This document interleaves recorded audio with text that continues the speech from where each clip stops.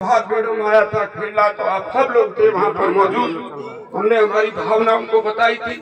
सम्माननीय किरोड़ीलाल जी को भी हमने हमारी भावना बताई थी कि खेड़ला एक ऐसी जगह है जहाँ 36 कौम के लोगों को मान सम्मान मिलता है, प्रेम मिलता है, ये खोरा में नहीं मिलता।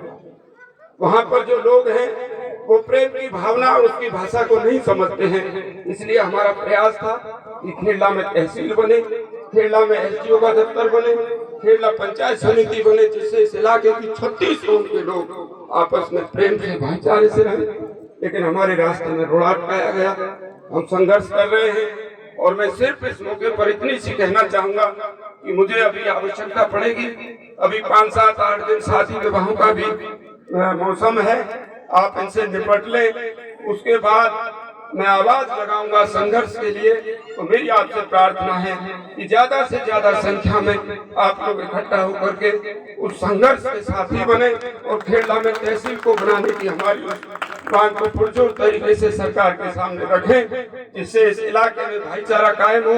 36 को, यहाँ तक कि मीणा समाज के लोगों को भी मैं विश्वास देना चाहता हूँ उस मंच के माध्यम से कि खेड़ला में किसी भी जाति बिरादरी के, यहाँ तक कि मीणा भाइयों के लिए भी कभी कोई दुर्व्यवहार नहीं होगा, कोई बदतमीजी नहीं होगी, कोई बदमाशी नहीं होगी।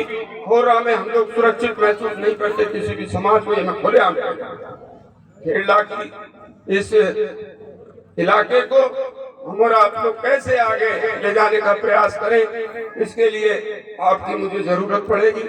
और मुंडिया तक, लपावली तक जो हमारी पंचायतें पिछले परिसीमन में हमसे दूर हो गई थी, मेरा प्रयास है खेड़ला तहसील जब बने तो वो पंचायतें भी खेड़ला तहसील में मिले, जिससे वापस हमारा ये जो इलाका है एक जगह, एक बात, एक गाजिल पर बैठ करके हम सुख दुख की बात कर सकें और हमारे बच्चों के सुंदर भविष्य की कहानियां लिख सकें। और अंत में मैं नौजवान बच्चों को कहना चाहता हूँ, हालांकि बहुत मेहनत कर रहे हैं, सही बात है, पढ़ने लगे हैं बच्चे, सरकारी नौकरियों में जाने लगे हैं बच्चे, लेकिन फिर भी मेरा आप सबसे बुजुर्गों से निवेदन है कि हमारी जो समाज की पुरानी संस्कृति है, जैसे कीर्तन है, गोठ है, गीत है, इनको भी जिंदा रखें। लेकिन बच्चों की शिक्षा का भी विशेष ध्यान रखें, बच्चों को पढ़ाएं, खास करके बच्चियों को पढ़ाएं, तो हमारे समाज को इस बदलते हुए समय में दूसरी कौमों के साथ खड़ा करने की हमारा प्रयास रहे।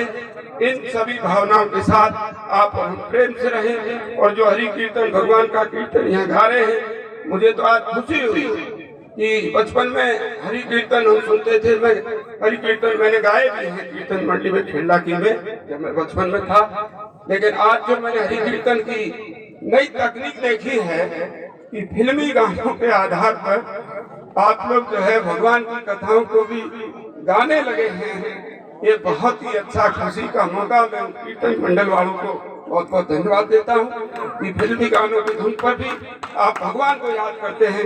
आप सभी कीर्तन मंडली वालों को मेरी तरफ से बहुत बहुत धन्यवाद।